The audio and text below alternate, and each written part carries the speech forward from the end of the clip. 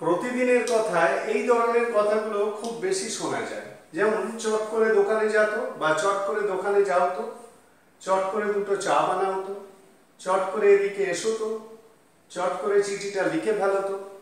এই কথাগুলোকে কিভাবে ইংলিশে বলবে সেটা এখন দেখাবো। এখানে দেখো, চট করে দোকানে যাও তো, এই যে চট করে, এটা একটা বাংলা ভাষা। বাংলা ভাষায় এইভাবে কথাগুলোকে বলা হয়, এগুলো একেবারে লোকাল ল্যাঙ্গুয়েজ। তো এই ধরনের কথাগুলোকে ইংলিশে কিভাবে বলবে সেটাই এখানে দেখাবো আমি। এবং দেখে মনে হচ্ছে যে এখানে চট করে এর জন্য কিভাবে ইংলিশটাকে বলবো, এরকম কোনো ব্যাপার নয়। ইংলিশগুলো খুবই সহজ, বলতে খুবই সহজ লাগবে এবং খুব পরিচিত শব্দ দিয়েই এই ধরনের ইংলিশগুলো তৈরি করা হয়। তো দেখে নাও, চট করে দোকানে যাও তো, এটাকে ইংলিশে কিভাবে বলবে, বা চট করে দোকানে যাও তো। এখানে দেখো, এইরকম ভাবে লিখলেই এটা হয়ে যাবে, মানে এইরকম ভাবে ইংলিশটা বলতে হবে। Just go to the shop, just go to the shop, তার মানেই হলো চট করে দোকানে যেত বা চট করে দোকানে যাও তো। ঠিক আছে, পরেরটা দেখো, চট করে দুটো চা বানাও তো, একইভাবে জাস্ট মেক, মানে আমি বা তোমরা, আমি ধরো কাউকে বলছি যে চট করে দোকানে যেত, চট করে দুটো চা বানাও তো, সেই কারণে মানে আমি কাউকে এটাকে ইনস্ট্রাক্ট করছি, নির্দেশ দিচ্ছি যে চট করে দুটো চা বানাও তো। সেই কারণে এই ধরনের সেন্টেন্সগুলো এক ধরনের ইম্পারেটিভ সেন্টেন্স, এবং এগুলো ভার্ব দিয়ে শুরু হচ্ছে। ভার্বের আগে জাস্ট কথাটা বসছে। এই জাস্ট কথাটা কেন বসছে, না এই যে চট করে কথাটা আমরা বাংলায় ইউজ করছি, সেই কারণে জাস্ট কথাটাকে এখানে ইউজ করতে হচ্ছে।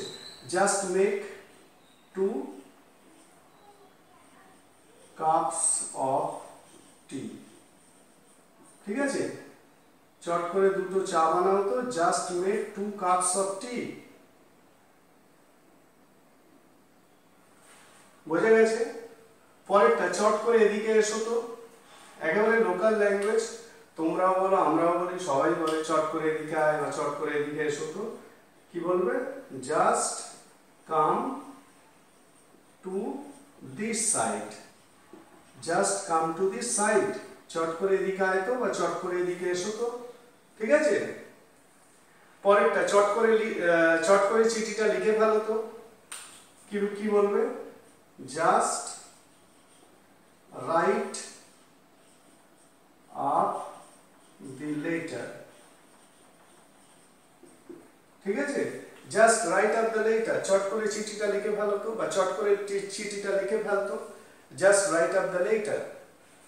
ঠিক আছে, তাহলে এই যে চট করে কথাটা, এটার জন্য তোমাদেরকে জাস্ট ইউজ করতে হচ্ছে। আর বাকি যেটা আছে, যে দোকানে যেত, চা বানাও তো, এদিকে এসো তো, চিঠিটা লিখে ফেলো তো, এগুলো সব ইম্পারেটিভ সেন্টেন্স। ইম্পারেটিভ সেন্টেন্স মানে হচ্ছে ভার্ব দিয়ে সেন্টেন্সগুলোকে শুরু করতে হবে, অর্থাৎ প্রথমে ভার্ব বসবে, ভার্বের প্রেজেন্ট ফর্ম। মানে আমি যদি জাস্ট কথাটাকে বাদ দিই, তাহলে go to the shop, make 2 cups of tea, come to this side, write up the letter. Just কথাটা ইউজ হচ্ছে এই কারণে, বাংলায় যেহেতু চট করে এইটা ইউজ করা হচ্ছে। তাহলে বুঝলে, এই ধরনের সেন্টেন্সগুলোকে ইংলিশে বলতে গেলে এইভাবে বলতে হবে।